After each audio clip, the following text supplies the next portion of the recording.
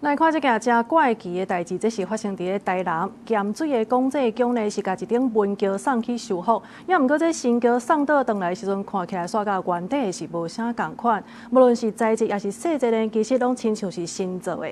这庙方是去甲报警察，而且呢强调一定爱找到真相，嘛希望厂商甲旧零件再转来行。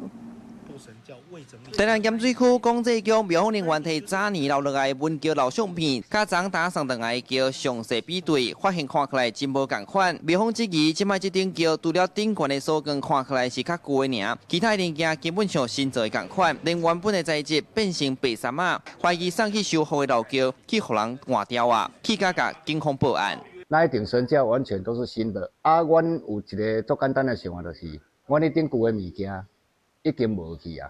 伊就是去摕一顶新的来共阮交差。庙方发现整顶神教为全新品，违反契约内容，报案人向修缮公司负责人提出背信与侵占等告诉。经过了解，公祭宫今年过年初2发生火灾，庙方这阵啊陆续咧进行修缮工程，有一对信徒自愿捐款负责文桥修复，嘛由因协助找去到桃园的厂商，这当中厂商嘛不时的回报修缮的进度，庙方拢认为过程真正常，无料到这顶桥他原来送转来的无共款。对此，其他修复老师指出，即摆台湾新桥真少人用砂马来做啊，那这件代志的详细爱去对查。原本接这件工课厂商记者打电话过去。 目前无回应。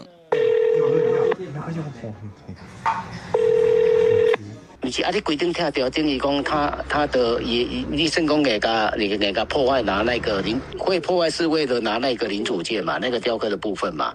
啊，不过他旁边的一些木座也怕呀。 所以一般的等下直接过来说，你修理做整座过来，整座处理。庙方表示，唔敢强调这顶文桥偌有价值，不过对在地人来讲，已经是陪伴3代人的信仰，嘛有纪念性。即摆煞伫修复的过程，哪像是失去原本的零件，后庙方无法度接受。庙方即阵交予警察去调查，伊嘛希望甲原本这物件送转来行，互因一个交代。记者从台南采访报道。